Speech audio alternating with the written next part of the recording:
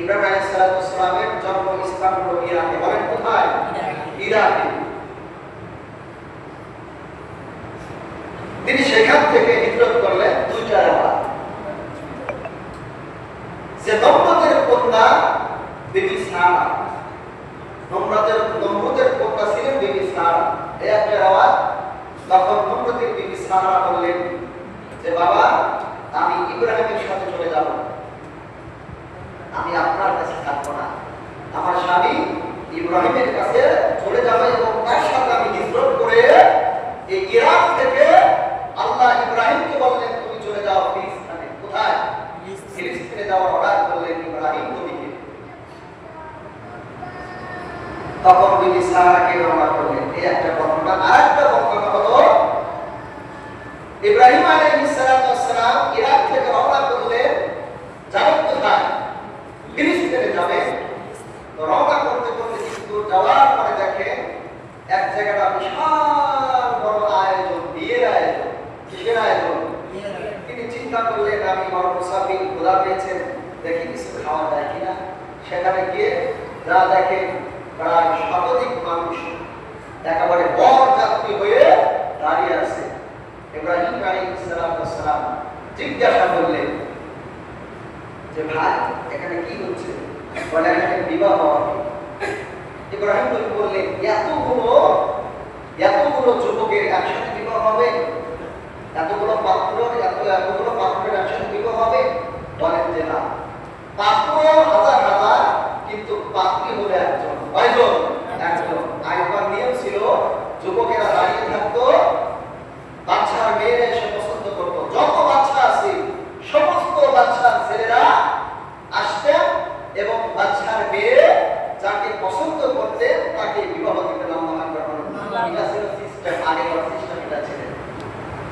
তো ইব্রাহিম আলাইহিস সালাম আল্লাহকে বললেন আল্লাহ, আমারও তো মন চায় যে এদের সাথে আমি দাঁড়াবো কিনা। আল্লাহ বলছেন ঠিক আছে দাঁড়াবো। ইব্রাহিম আলাইহিস সালাম বললেন যদি কপাল নেই তো দাঁড়াইছেন। পাশে একজন বলছেন এই কি তোমার বাড়ি কই? তোমার জামা কাপড়ের ময়লা, তোমার বিয়ে করে যে বউ নেবে সওয়ার কই, হাতি কই, উট কই, ঘোড়া কই, বউ কিনে নিয়ে যাবে যে তুমি এখানে দাঁড়াবে? যাও, ওইদিকে যাও। পাশ থেকে একজন ব্যক্তি বলতেছেন যে তোমার টাকা থাকতে পারে, তোমার উট থাকতে পারে, ঘোড়া থাকতে পারে, তুমি অনেক কিছু নিয়ে আসতে পারো, কিন্তু এই ইব্রাহিমের চেহারা তো তোমার থেকে সুন্দর, তোমার তো নাক মুসা। একজন আরেকজনকে বলতেছেন যে তাকে দাঁড়াইতে দাও, তোমার চেয়ে তো সে সুন্দর আছে, তোমার তো নাক মুসা। আর ইব্রাহিমের চেহারা কত সুন্দর। আল্লাহু আকবার বলেন। কারণ আল্লাহ পাক রব্বুল আলামিন যখন আদমকে বানাইছেন, আউয়ালুন নাস আদম আলাইহিস সালামের জামানায় তিনি 1000 বছর পৃথিবীতে জীবিত ছিলেন। আদম আলাইহিস সালাম থেকে নিয়ে নূহ আলাইহিস সালাম পর্যন্ত আল্লাহ পাক যত মানুষকে প্রেরণ করেছিলেন, বাবা আদম আলাইহিস সালামের চাইতে সুন্দর কোন মানুষ ছিলেন? আল্লাহু আকবার। আবার নূহ আলাইহিস সালামকে যখন দুনিয়ায় পাঠিয়েছেন, নূহ আলাইহিস সালামের জামানায় নূহ নবীর চাইতে এত সুন্দর কোন মানুষ আল্লাহ তখন পাঠাইলেন। তারপরে সালেহ আলাইহিস সালামকে যখন পাঠাইছেন, দাউদ আলাইহিস সালামকে যখন পাঠাইছেন, ঈসা আলাইহিস সালামকে পাঠাইছেন, এক এক জামানায় এক এক নবীকে পাঠাইছেন। ওই জামানার ভিতরে ওই নবী সবচেয়ে বেশি সুন্দর ছিলেন। আর আমার আপনার নবী কেমন সুন্দর ছিলেন? যত নবী এবং রাসূলকে আল্লাহ পয়দা করেছেন, বানাইছেন, সমস্ত নবী এবং রাসূলের চাইতে আমার আপনার নবীকে আল্লাহ পাক রব্বুল আলামিন স্পেশাল করে সৃষ্টি করেছেন। আল্লাহু আকবার। শুধু তাই নয়, আল্লাহ যে জান্নাত বানাইছেন তার বান্দাদের জন্য, আমার নবীর চাইতে সুন্দর চেহারার মতো সুন্দর চাইতে এত বড় এত সুন্দর করে জান্নাত আল্লাহ বানাইছেন। তাহলে আমার নবী কত সুন্দর ছিলেন। তো ইব্রাহিমের জামানায় তো ইব্রাহিম আলাইহিস সালাম সবচাইতে সুন্দর ছিলেন। এর পাশে দাঁড়াইছে বিবি সারা, তার বান্ধবীদেরকে বলতেছেন আমার বান্ধবীরা আমাকে আজকে সুন্দর করে সাজিয়ে দাও, নতুন সাজে সুসজ্জিত করে দাও, দামি গহনা পরিয়ে দাও। আমার মন বলতেছেন, আমার অন্তর বলতেছেন, আমি যাকে নিয়ে স্বপ্ন দেখি সেই বন্ধু আমার দরজায় এসে অপেক্ষা করতেছেন, আমি তার সাথে সাক্ষাৎ করেছি। কারণ তিনি সাহেরা ইব্রাহিম খলিলুল্লাহকে তিনবার স্বপ্ন দেখছেন। কয়বার? তিনবার স্বপ্ন দেখছেন। সেই স্বপ্নের পুরুষ তার রাস্তার মধ্যে প্রবেশ করেছে এবং তার মন বলতেছেন, বিবি সাহেরা তার বান্ধবীদেরকে বলতেছেন, আমার মন বলে, আমার দেহ বলতেছে, আমার বন্ধু আমার কাছে চলে এসেছে। সুন্দর করে সাজিয়ে যখন দিয়েছেন, সবাই বরযাত্রী হয়ে দাঁড়িয়ে আছেন। সবাই বিবি সাহেরা তার হুজরার ভিতর থেকে বের হয়ে আসে। আসার পরে একটি উঁচু স্থানে দাঁড়িয়ে তিনি সর্বপ্রথম দৃষ্টিপাত করেছেন। আল্লাহ পাক রব্বুল আলামিন তার দৃষ্টিকে ইব্রাহিম খলিলুল্লাহর কাছে নিয়ে গেছেন। আল্লাহু আকবার বলেন। কারণ নবীর স্ত্রী হবে, তার দৃষ্টি তো আর অন্যদিকে যেতে পারে না। তিনি সরাসরি ইব্রাহিম আলাইহিস সালামের কাছে গেলেন এবং কে বললেন, ইব্রাহিম, তুমি কি ইব্রাহিম? ইব্রাহিম বললেন, জি আমি ইব্রাহিম। তখন বিবি সাহারা তার বাবাকে বললেন, বাবা, ইব্রাহিম আমার স্বামী, ইব্রাহিমকে রাজপ্রাসাদের মধ্যে নিয়ে যাও। ইব্রাহিম আলাইহিস সালাম বললেন যে না, আমি ঘর জামাই থাকতে আসি নাই, আমি ঘর জামাই থাকতে আসি নাই, আমি সোজা চলে যাবো হলো ফিলিস্তিনে। কার হুকুম? আল্লাহর হুকুম। ফিলিস্তিনে তিনি চলে যাবেন। তো বলেন, যদি আপনার মেয়েকে আমার সাথে বিবাহ দেন তাহলে আমি আপনার মেয়েকে নিয়ে যাবো, আমি এখানে থাকতে পারবো না। তখন ইব্রাহিম আলাইহিস সালামের সাথে বিবাহ দিলেন। তিনি রওনা করলেন ফিলিস্তিনে যাওয়ার জন্য। তিনি যখন সেই রাজ্য পাড়ি দিয়ে আরেকটা রাজ্যে আগমন করলেন, তখন একদল ডাকাত ইব্রাহিম খলিলুল্লাহ এবং তার বিবি সাহারাকে পাকড়াও করলেন। পাকড়াও করে ওই জালিম বাদশার নিকট নিয়ে গেলেন। জালিম বাদশার কাছে নিয়ে যাওয়ার পরে জালিম বাদশা তখন বিবি সাহারার সুন্দর চেহারা দেখে তার মানে নফসে আম্মারা খায়সাত মিটে গেল। তখন ইব্রাহিমের বিবি সাহারাকে যখন ওই জালিম বাদশা ধরতে গেলেন, আল্লাহ পাক সেই আগুনকে বলেছিলেন যে আমার বন্ধুর জন্য তুমি শান্তি দাও, ঠান্ডা হয়ে যাও। সেই আগুনই ওই জালিম বাদশাকে পাকড়াও করে তার হাতে একেবারে প্যারালাইসিস হয়ে গেল। এরকম করে কাঁদতেছেন আর বল পায় না। তখন ওই বাদশা বলতেছেন যে তোমরা কাদেরকে নিয়ে আসছো, আমার তো জীবনই বাঁচে না। তখন বললেন যে আমাকে যদি এই রোগ থেকে মুক্তি করে দাও তাহলে তোমাদেরকে ছেড়ে দেব। তখন ইব্রাহিম খলিলুল্লাহ আল্লাহর কাছে দোয়া করলেন। আল্লাহ পাক রব্বুল আলামিন সাথে সাথে ওই জালিম বাদশাকে রোগ থেকে মুক্ত দান করলেন।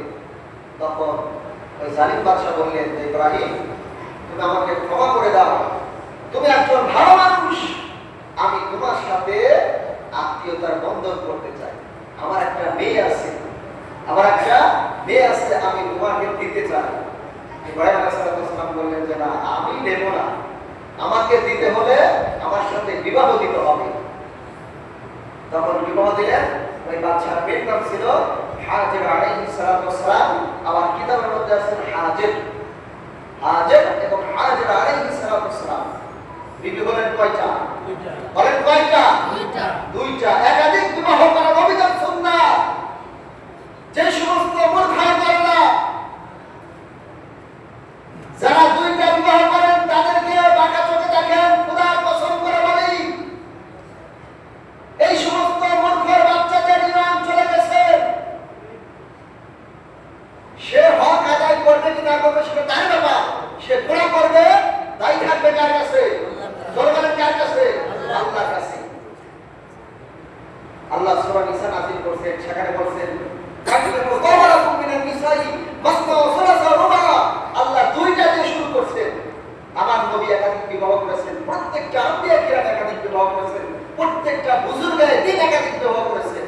সমাজের মধ্যে যারা ফালতু পোলাপান আছে,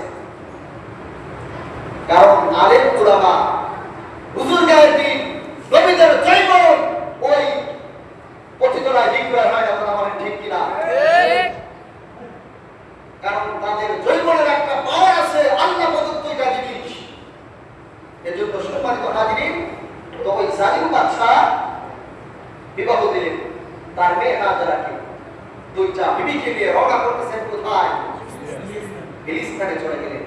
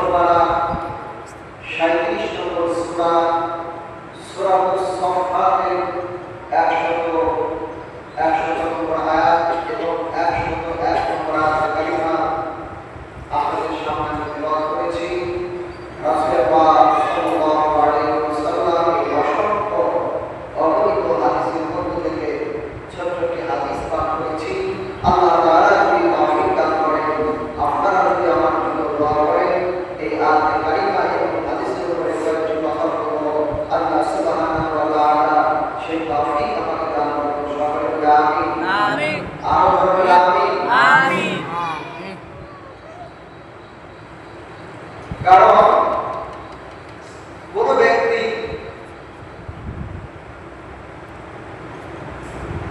তার জবান থেকে একটি কথা বলার সাহস রাখে না যতক্ষণ পর্যন্ত আল্লাহ রাব্বুল আলামিন তাকে বলার তৌফিক না দান করেন। কথা বলছেন কিনা?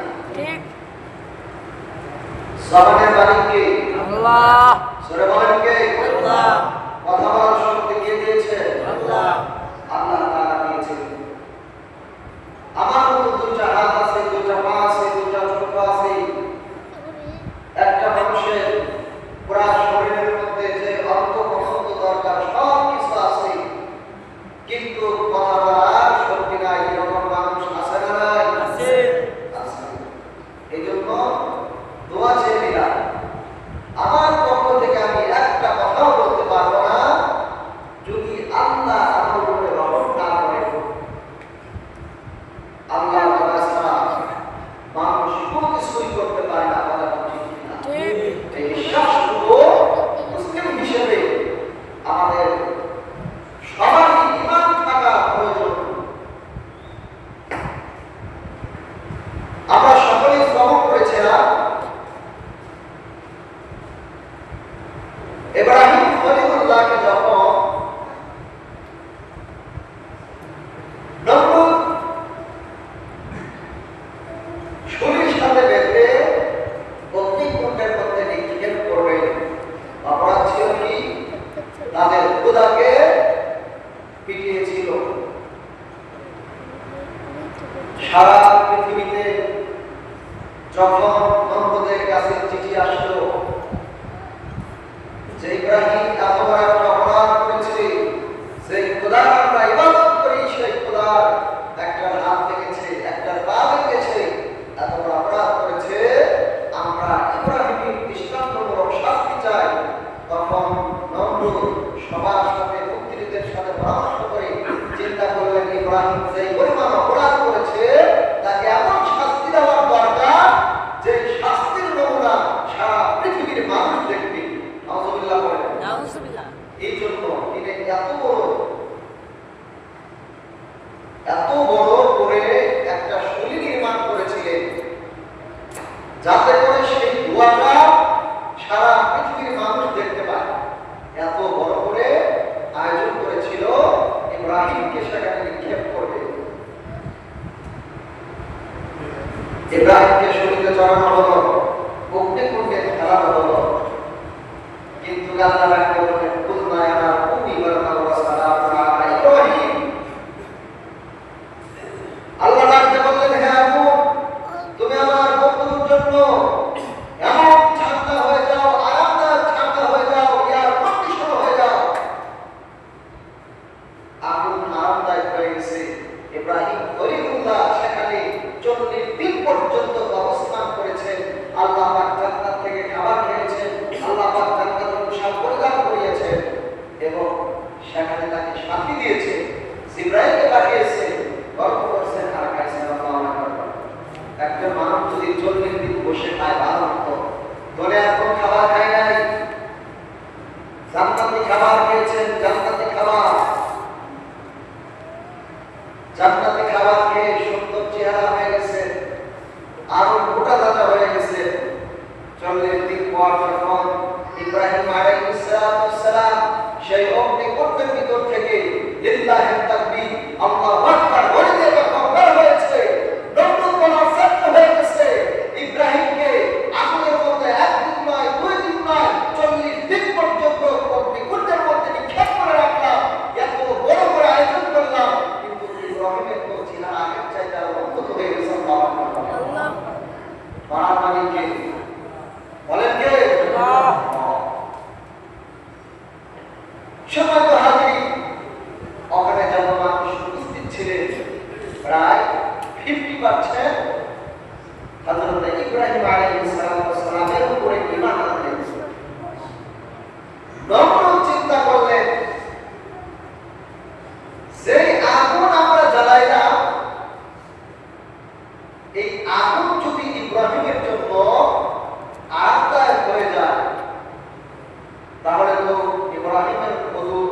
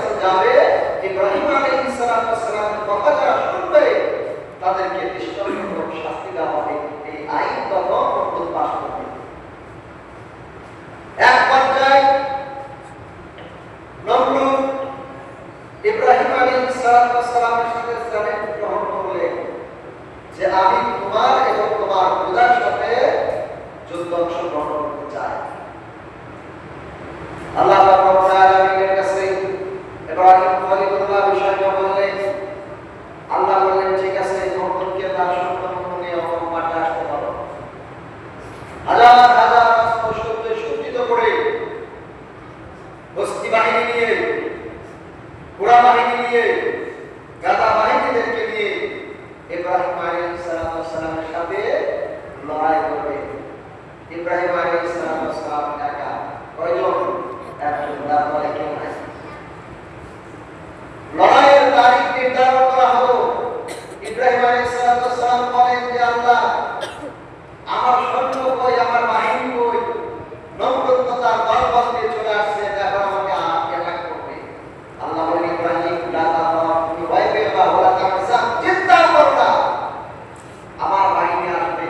আমার বাহিনী আসার সময় হয় নাই, আমার বাহিনী যখন আসবে তখন তাদেরকে পাকড়াও করবে। সুবহানাল্লাহ। এক পর্যায়ে, শুধু মূল কথাগুলো বলছি, এক পর্যায়ে নমরুদ যখন তার সমস্ত বাহিনী নিয়ে চলে আসলো ইব্রাহিম নবীকে অ্যাটাক করবে, আল্লাহ পাক রব্বুল আলামিন বলেন, আমার হাবিব, আমার খলিল, আপনি সামনের দিকে তাকান, দেখেন কালো মেঘে, কিসের মতো? কালো মেঘের মতো শস্য শব্দ আসছে। হেলিকপ্টার বাহিনী। কি বাহিনী? নমরুদ নিজেকে এত বড় খোদা দাবি করেছেন, ফিরআউন নিজেকে এত বড় দাবি করেছেন, যার কারণে এই জালিমদেরকে আল্লাহ পাক রব্বুল আলামিন বড় বড় অস্ত্র দিয়ে নিক্ষেপ করে নাই, নমরুদকে ন্যাংরা ভাষা দিয়ে দুনিয়া থেকে বিদায় করেছেন। কথা বলেন ঠিক কিনা? ঠিক। এই জন্য মুসলমানদের শিক্ষা গ্রহণ করা উচিত, নসিহত গ্রহণ করা দরকার। যারা আল্লাহর পক্ষে আছেন, যারা আল্লাহর পক্ষে থাকবে, এদের সাথে কখনোই লড়াই করার চিন্তা ভাবনা করা যাবে না। মশা বাহিনী এসে মুহূর্তের ভিতরে সবগুলোকে একেবারে নিশ্চিন্ত করে দিয়েছেন। যার যার মতো দৌড়, যার যার মতো দৌড়, সব বাহিনী শেষ হয়ে গেছে। সব বাহিনী শেষ হয়ে গেছে। তখন নমরুদ চলে যাচ্ছেন, নমরুদ ভয়ে পালাচ্ছেন। তো একটা ভাষা, তিনি ওই মশাদের সাথে অংশগ্রহণ করতে পারে না, যদিও তার একটা পা এবং একটা পাখা পাখা ছিল। একটা ভাষা বলতেছেন, আল্লাহ, আমি তোমার কাছে একটা জিনিস চাইবো, আমার বড় ইচ্ছা, এই যে আমার সামনে দিয়ে তো বড়টা যাচ্ছে, আপনি আমাকে অর্ডার দেন, আমি নমরুদকে একটু সাহায্য করব। আল্লাহ বললেন, যা, আমার মনের আশা আমি পূরণ করলাম। তো সওয়ারের উপরে নমরুদ যখন পালাইতেছে, একবার আবার নাক বরাবর গেছেন, যাওয়ার পরে নাকের ভিতরে ঢুকে মস্তিষ্কের ভিতরে প্রবেশ করেছেন। আল্লাহু আকবার বলেন। আল্লাহ বললেন যে নমরুদকে তো দুনিয়া থেকে বিদায় করব, আমার বড় বাহিনীর দরকার নাই, ন্যাংরা ভাষা দিয়ে তাকে দুনিয়া থেকে বিদায় দেব। তবে বিদায় নেওয়ার আগে আমার খলিলের সাথে বেয়াদবি করার কারণে, আমার বন্ধুর সাথে বেয়াদবি করার কারণে এই নমরুদকে আমি তো ন্যাংরা ভাষা দিয়ে দুনিয়া থেকে বিদায় করব, তারপরে জুতার বাড়ি খাওয়াইতে খাওয়াইতে দুনিয়া থেকে বিদায় করব। আল্লাহু আকবার বলেন। কিসের বাড়ি?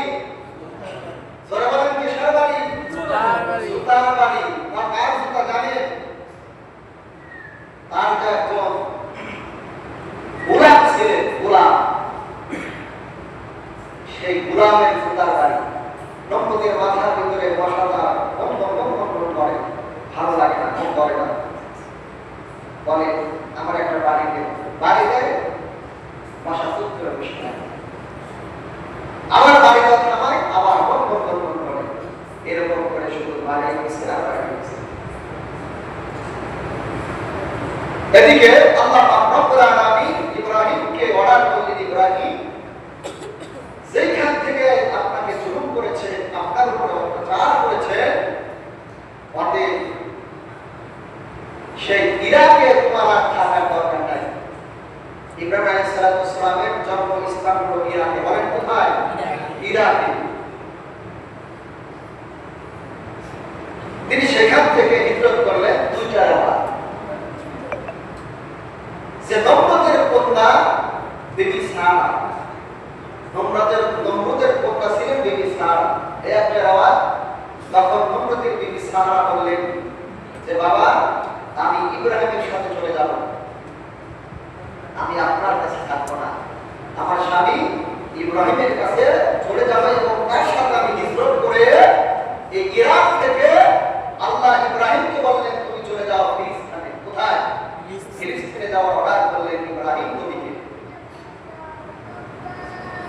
তখন বিবি সারাকে রওনা করলেন। এই একটা বর্ণনা। আরেকটা বর্ণনা হলো ইব্রাহিম আলাইহিস সালাম ইরাক থেকে রওনা করলেন, যাবেন কোথায়? ফিলিস্তিনে যাবেন। তো রওনা করতে করতে কিন্তু যাওয়ার পরে দেখেন এক জায়গাটা বিশাল বড় আয়োজন, বিয়ের আয়োজন। কিসের আয়োজন? তিনি চিন্তা করলেন আমি বড় মুসাফির, খোদা পেয়েছেন, দেখি কিছু খাওয়া যায় কিনা। সেখানে গিয়ে যা দেখেন প্রায় শতাধিক মানুষ একেবারে বর যাত্রী হয়ে দাঁড়িয়ে আছে।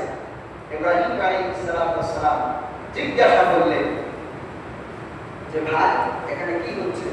বলে এখানে বিবাহ হবে। ইব্রাহিম বললেন এতগুলো যুবকের একসাথে বিবাহ হবে? এতগুলো পাত্রের একসাথে বিবাহ হবে? বলেন যে না, পাত্র হাজার হাজার, কিন্তু পাত্রী হলো একজন। কয়জন?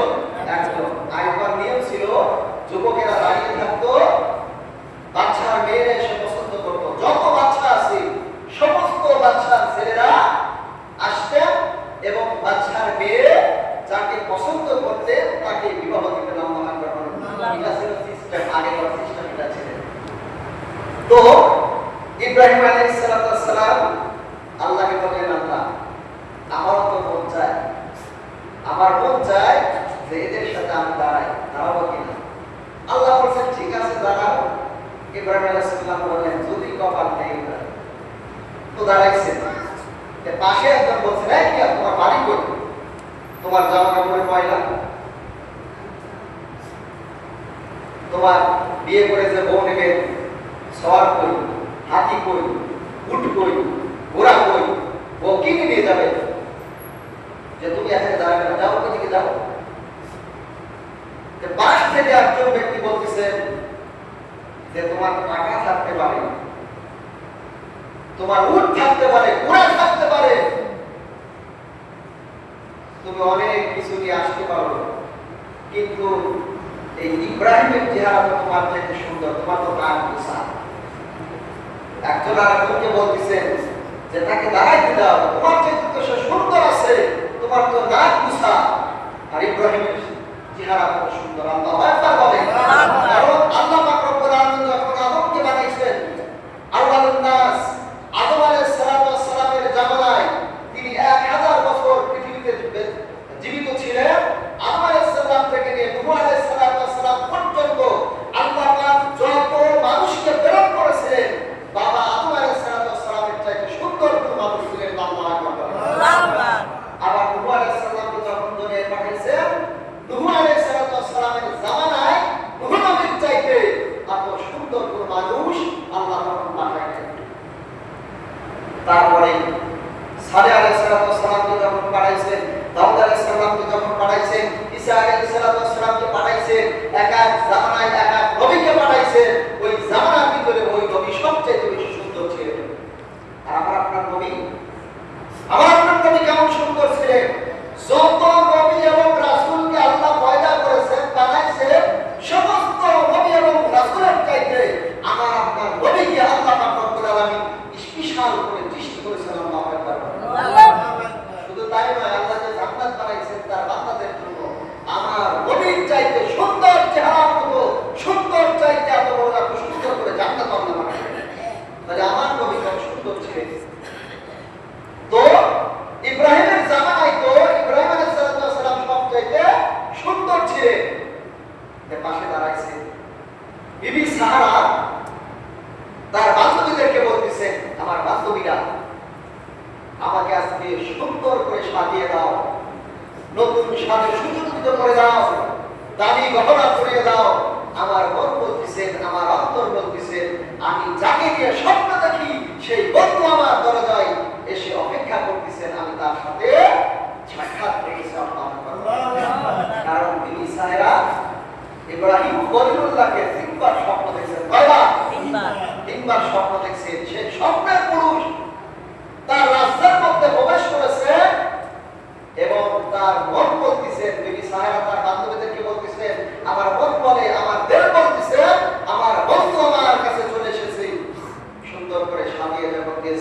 সবাই বরযাত্রী হয়ে দাঁড়িয়ে আছেন, সবাই বিবি সাহেরা তার হুজরার ভিতর থেকে বের হয়ে আসে।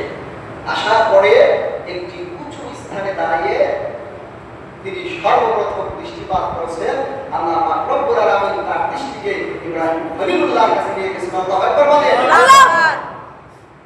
কারণ নবীর স্ত্রী হবে, তার দৃষ্টি তো আর অন্যদিকে যেতে পারে না।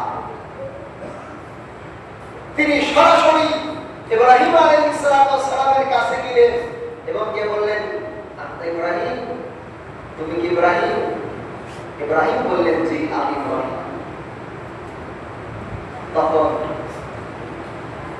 বিবি সাহারা তার বাবাকে বললেন, বাবা ইব্রাহিম আমার স্বামী, ইব্রাহিমকে রাজপ্রাসাদের মধ্যে নিয়ে যাও। ইব্রাহিম আলাইহিস সালাম বললেন যে না, আমি ঘর জামাই থাকতে আসি নাই, আমি ঘর জামাই থাকতে আসি নাই, আমি সোজা চলে যাবো হলো ফিলিস্তিনে। আর হুকুম আল্লাহর হুকুম, ফিলিস্তিনে তিনি চলে যাবেন। তো বলেন, যদি আপনার মেয়েকে আমার সাথে বিবাহ দেন তাহলে আমি আপনার মেয়েকে নিয়ে যাবো, আমি এখানে থাকতে পারবো না। তখন ইব্রাহিম আলাইহিস সালামের সাথে বিবাহ দিলেন। তিনি রওনা করলেন ফিলিস্তিনে যাওয়ার জন্য। তিনি যখন সেই রাজ্য পাড়ি দিয়ে আরেকটা রাজ্যে আগমন করলেন, তখন একদল ডাকাত ইব্রাহিম খলিলুল্লাহ এবং তার বিবি সারাকে পাকড়াও করলেন। পাকড়াও করে ওই জালিম বাদশার নিকট নিয়ে গেলেন। জালিম বাদশার কাছে নিয়ে যাওয়ার পরে জালিম বাদশা তখন বিবি সারার সুন্দর চেহারা দেখে তার মানে নফসে আম্মারা খায়সাত মিটে গেল। তখন ইব্রাহিমের বিবি সাহারাকে যখন ওই জালিম বাদশা ধরতে গেলেন, আল্লাহ পাক সেই আগুনকে বলেছিলেন যে আমার বন্ধুর জন্য তুমি শান্তি দাও, ঠান্ডা হয়ে যাও। সেই আগুনই ওই জালিম বাদশাকে পাকড়াও করে তার হাতে একেবারে প্যারালাইসিস হয়ে গেল। এরকম করে কাঁদতেছেন আর বল পায় না। তখন ওই বাদশা বলতেছেন যে তোমরা কাদেরকে নিয়ে আসছো, আমার তো জীবনই বাঁচে না। তখন বললেন যে আমাকে যদি এই রোগ থেকে মুক্তি করে দাও তাহলে তোমাদেরকে ছেড়ে দেব। তখন ইব্রাহিম খলিলুল্লাহ আল্লাহর কাছে দোয়া করলেন, আল্লাহ পাক রব্বুল আলামিন সাথে সাথে ওই জালিম বাদশাকে রোগ থেকে মুক্ত দান করলেন।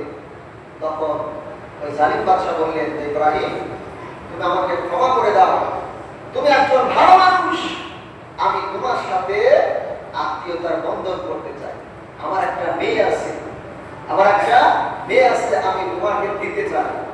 ইব্রাহিম আলাইহিস সালাম বললেন যে না, আমি নেব না, আমাকে দিতে হলে আমার সাথে বিবাহ দিতে হবে।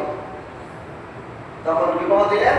ওই বাদশার মেয়ের নাম ছিল হাজের আলাইহিস সালাম। আমার কিতাবের মধ্যে আছে হাজের এবং হাজের আলাইহিস সালাম। বিবি বলেন কয়টা?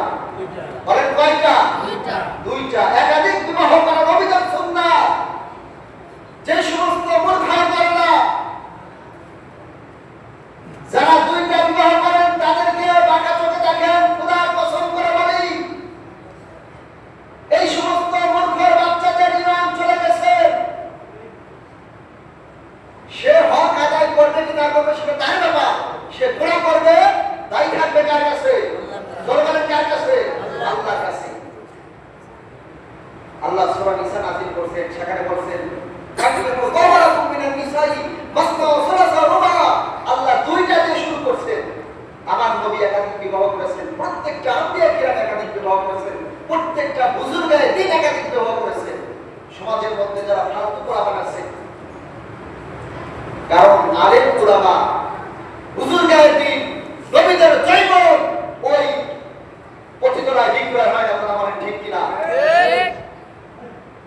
কারণ তাদের জৈবনের একটা পাওয়ার আছে, আল্লাহ প্রদত্ত এটা জিনিস। এজন্য সম্মানিত হাজিরিন, তো ওই জালিম বাদশা বিবাহ দিলেন তার মেয়ে হাজেরাকে। দুইটা বিবিকে নিয়ে রওনা করতেছেন কোথায়? ফিলিস্তিনে চলে গেলেন। কারণ ফিলিস্তিনে যাওয়ার কারণ আছে।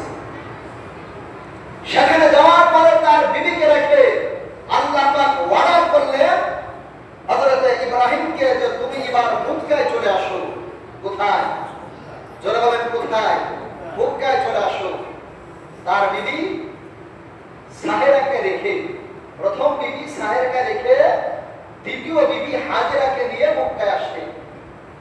আসার পরে তখন তার বয়স কিন্তু প্রায় ৮০ বছর।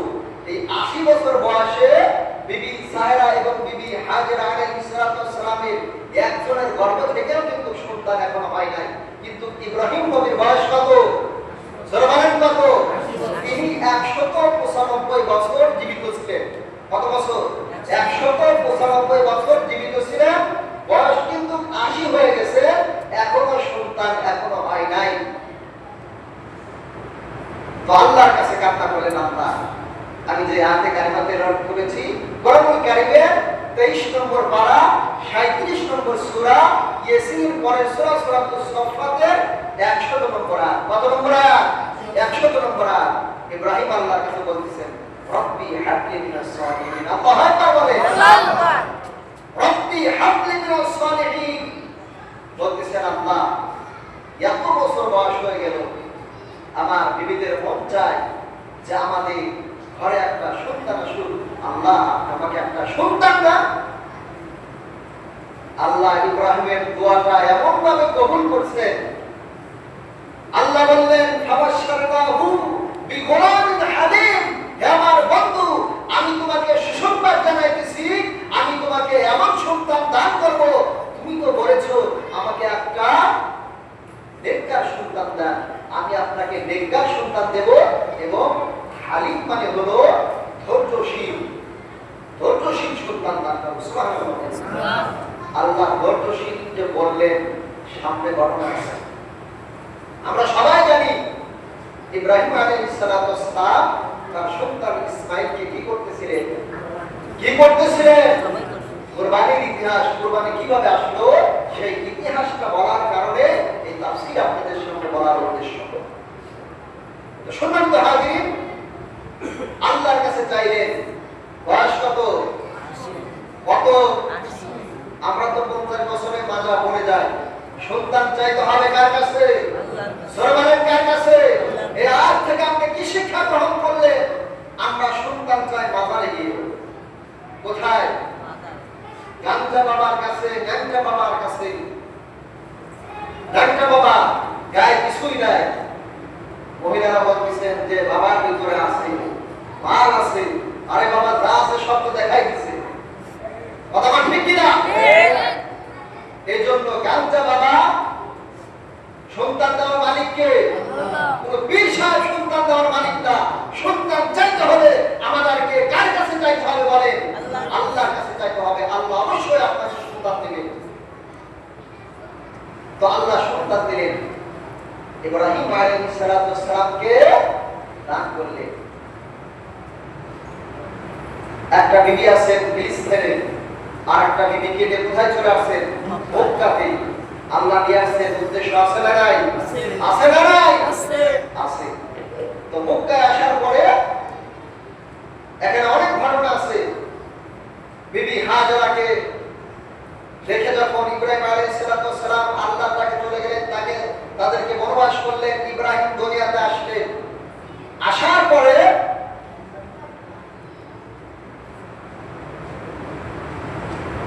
পানির প্রয়োজন, পানি। কোথাও পানি নাই।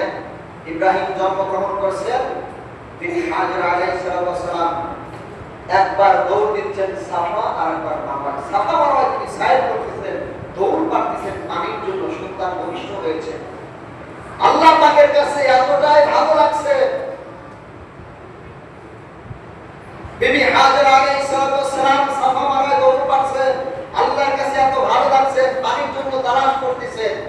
এদিকে ইসমাঈল আলাইহিস সালাম জন্মের পর দেখবেন ছোট বাচ্চাদেরকে যখন রাখা হয়, এরা খেলা করে কি করে না? সুন্দর করে হাত দিয়ে এরকম ভাবে নাড়ায়, পাও এরকম ভাবে নাড়ায়, হাত পা নাড়াইতেছে। বিবি হাজেরা আলাইহিস সালাম পেরেশান হয়ে গেছে, কারণ ইব্রাহিম নবী নাই।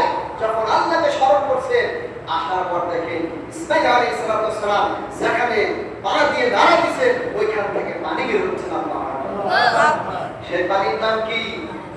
সেই পানির নাম কি? জমজমের পানি। সারা পৃথিবীর মধ্যে যত পানি আছে সবচেয়ে পাওয়ারফুল পানি। এই পানি যদি কোনো ব্যক্তি প্রতিনিয়ত যদি পান করে থাকে, ওই সমস্ত ব্যক্তিরা রোগে আক্রান্ত হয়, মৃত্যুবরণ করবে না। সুবহানাল্লাহ।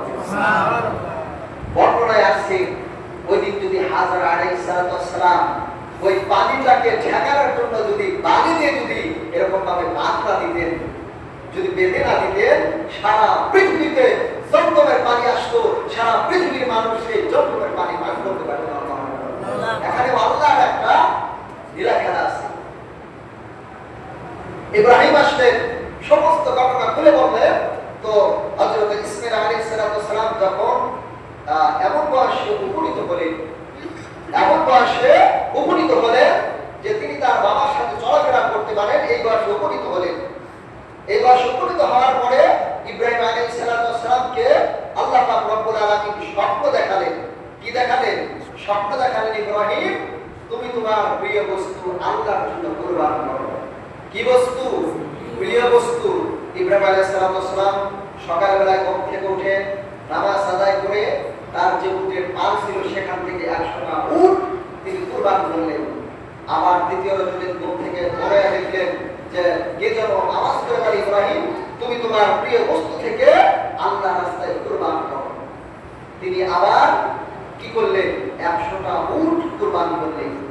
তৃতীয় রজনীতে তিনি একই স্বপ্ন দেখলেন যে ইব্রাহিম তুমি আল্লাহর জন্য আল্লাহর রাস্তায় তোমার প্রিয় জিনিস কুরবান করো। তিনি তৃতীয় রজনীর স্বপ্ন দেখে আবার তিনি কি করলেন? 100টা উট কুরবান করলেন। তখন ইব্রাহিম আলাইহিস সালাম চিন্তা করলেন, প্রথম রজনীতে আমি স্বপ্ন দেখলাম, আল্লাহ বললেন ইব্রাহিম তুমি তোমার প্রিয় বস্তু থেকে কুরবান করো, আমি কুরবানি করলাম। আমার যে প্রিয় বস্তু, সবচেয়ে দামি যে বস্তু, সেখান থেকে কুরবানি করার পরে আবার দ্বিতীয়বার একই স্বপ্ন দেখলাম। চিন্তায় পড়ে গেছেন। তখন তিনি চিন্তা করলেন যে আমার প্রিয় বস্তু তো আমার কলিজার সন্তান ছাড়া আর কেউ নয়। তখন বিবি হাজরাকে বললেন যে আমার সন্তানকে একটু সাজিয়ে দাও। সাজিয়ে দিলেন।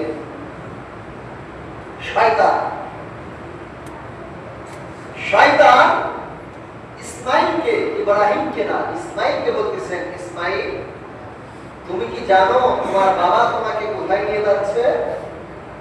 তোমাকে কিন্তু জবাই করবে। তখন ইসমাঈল আলাইহিস সালাম বলতেছেন আমার বাবা একজন পয়গম্বর, আমার বাবা একজন নবী, আমার বাবা আমাকে যেখানে নিয়ে যাবেন আমি সেখানে যাওয়ার জন্য রাজি। আল্লাহু আকবার। নিয়ে যাওয়ার পরে, মরুভূমিতে নিয়ে যাওয়ার পরে ইব্রাহিম আলাইহিস সালাম তার সন্তানকে বলতেছেন, কি বলতেছেন? যে ফালাম্মা বালাগা মাউসায়া ক্বালা ইয়া বুনাইয়া ইন্নী আরা ফিল মানামি। যে ইসমাঈল আলাইহিস সালাম এমন বয়সে উপনীত হওয়ার পরে তাকে নিয়ে যাওয়ার পরে বলতেছেন ইয়া বুনাইয়া, হে আমার সন্তান আমি রাতের বেলা একটা স্বপ্ন দেখেছি। কি দেখেছি? যে আমি তোমাকে জবাই করছি। কি করছি? আমি তোমাকে জবাই করছি।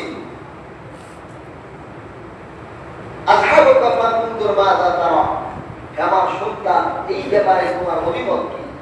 আমি তো রাতের বেলায় স্বপ্ন দেখলাম যে তোমাকে জবাই করছি, এই ব্যাপারে তোমার অভিমত কি?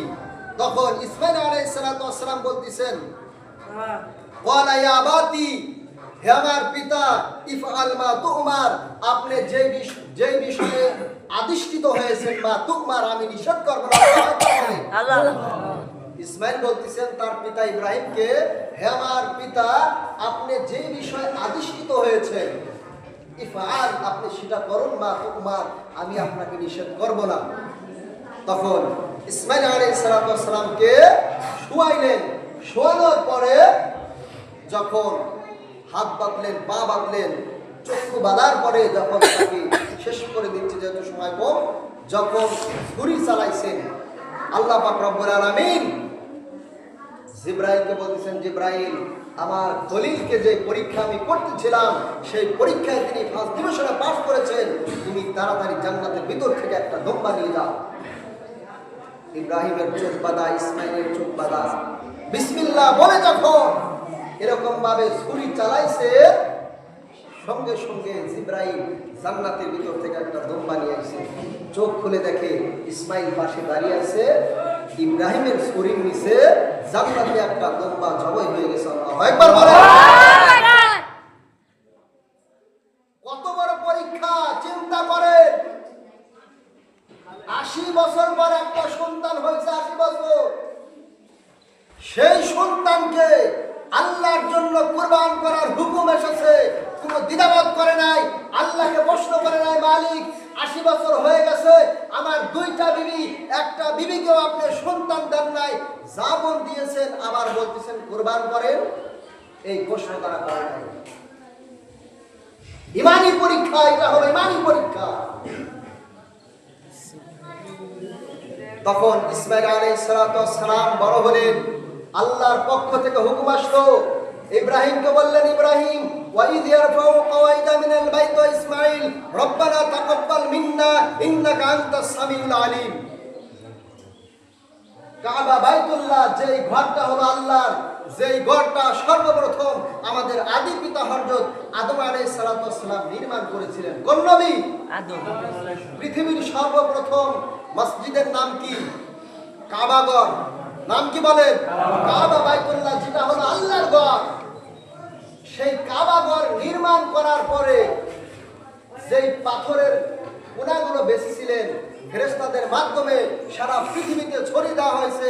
সেই কঙ্কর, সেই পাথর পৃথিবীর যে স্থানে গিয়ে পড়েছেন, সেখানে কিয়ামতের আগ পর্যন্ত হলেও একটা মসজিদ হবে। আমাদের টলন গ্রামে এসে পড়ছেন, যার কারণে মসজিদ হয়েছে। আমাদের ইচ্ছা মতো হয় না, কার ইচ্ছায় হয়েছে? আল্লাহর ইচ্ছায় হয়েছে। এই জন্য মসজিদ, মাদ্রাসা, কবরস্থান নিয়ে কোন রকম কিলিমিলি করা যাবে না, যাবে না, সুযোগ নাই। মসজিদ থাকবে, মাদ্রাসা থাকবে, কবরস্থান থাকবে, থাকবে না কে?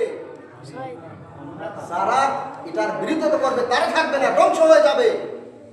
সম্মানিত হাজিরিন, তো ইসমাইল আলাইহিস সালাম এবং ইব্রাহিম আলাইহিস সালাম আল্লাহ হুকুম করলেন, আমার নবী আদম আলাইহিস সালামকে দিয়ে যে ঘর আমি প্রথমে নির্মাণ করেছিলেন, হযরত নূহ আলাইহিস সালামের জামানায় যখন নূহ নবীর কথা শুনে নাই উম্মতরা, আল্লাহ পাক প্লাবন দিয়ে তাদেরকে ধ্বংস করে দিয়েছিলেন, তখন ওই পানি এবং বালুর কারণে সেটা একেবারে মাটির সাথে মিশে গিয়েছিলেন, বালির তলে পড়েছিলেন। আল্লাহ পাক রব্বুল আলামিন তখন ইব্রাহিমকে বললেন, আবার তুমি এখানে তোমার সন্তান ইসমাইলকে নিয়ে আমার বাইতুল্লাহকে তুমি কি করো? নির্মাণ করো। ইব্রাহিম আলাইহিস সালাম তার সন্তান ইসমাইলকে নিয়ে সেখানে কি করলেন? বাইতুল্লাহ নির্মাণ করে দিলেন। পৃথিবীতে কিন্তু তখন আর কোনো ওই সময় মানুষ নাই, আরব দেশে তখন মানুষ নাই, শুধু ইব্রাহিম এবং ইসমাইল ঘর নির্মাণ করলেন। নির্মাণ করার পরে বিবি সারার কাছে গেলেন। বিবি সারা কোথায় আছেন? মনে আছে কোথায় আছেন? ফিলিস্তিনে আছে। তখন ইসমাইল আলাইহিস সালাম সেই বাইতুল্লাহ হলেন ইমাম। ইব্রাহিম আলাইহিস সালাম তার প্রথম বিবি সারার কাছে চলে গেলেন। বিবি খবর পাইছেন মসজিদ নির্মাণ করছেন, সেই মসজিদের ইমাম হলো ইসমাইল।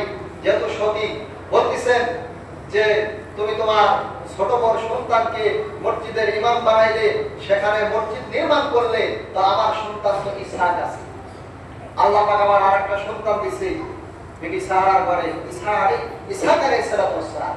কোন নবী? ইসহাক। তুমি আল্লাহর কাছে দোয়া করো যে ইব্রাহিমের নামে যেরকম মসজিদ বানাইছো, ইসমাইলের নামে মসজিদ বানাইছো, আমার সন্তানের নামে একটা মসজিদ বানাও। আল্লাহর কাছে দোয়া করছেন। দোয়া করার আগে কুরবানি করছেন, কুরবানি নফল নামাজ পড়ছেন, রোজা রাখছেন, কুরবান করছেন, আল্লাহ কবুল করছেন। আল্লাহ বললেন যে ঠিক আছে, এখানে মসজিদুল আকসা নির্মাণ করো। আল্লাহু আকবার বলেন। যে মসজিদুল আকসাকে নিয়ে সারা পৃথিবীর মানুষ চক্রান্ত করতেছে, মুসলমানদের প্রথম কিবলা মসজিদুল আকসা। এই মসজিদুল আকসাকে যদি আমরা ধ্বংস করতে পারি, সারা পৃথিবীর মুসলমানদের হৃদয়ে আঘাত করা হবে। মুসলমানরা তখন এটাই নিশ্চিত হয়ে যাবে ইহুদিদের বাচ্চারা, জালেমেরা এই মসজিদুল আকসাকে নির্মাণ করার জন্য, ধ্বংস করার জন্য উঠে পড়ে লেগেছেন। কথা বলেন ঠিক কিনা? আমি তিক্তমনকে জানাইতে চাই, বাংলাদেশ প্রধানমন্ত্রীকে জানাইতে চাই, মসজিদুল আকসাকে রক্ষা করার জন্য যদি বাংলাদেশ থেকে যদি কোনো মানুষকে কোনো সেনাবাহিনীতে চায়, তাহলে আমরা মসজিদুল আকসা মুসলমান হিসাবে রক্ষা করার জন্য সবাই নিজেদের রক্ত দিয়ে ওই মসজিদুল আকসাকে উদ্ধার করার জন্য আমরা সবাই রাজি আছি কিনা? কারণ মসজিদুল আকসা হলো মুসলমানদের প্রথম মসজিদ। আমার রাসূল মক্কায় থেকে যখন রাসূলকে মদিনায় হিজরত করালেন, মক্কার মানুষেরা যখন রাসূলকে নির্যাতন করে বের করে দিলেন, আল্লাহ রাসূল মসজিদুল আকসার দিকে তাকিয়ে 6টা বার তিনি এরকম ভাবে নামাজ আদায় করেছেন। আল্লাহ রাসূল বলছে, কাবা হলেন আল্লাহর ঘর, মসজিদুল আকসা আল্লাহর ঘর।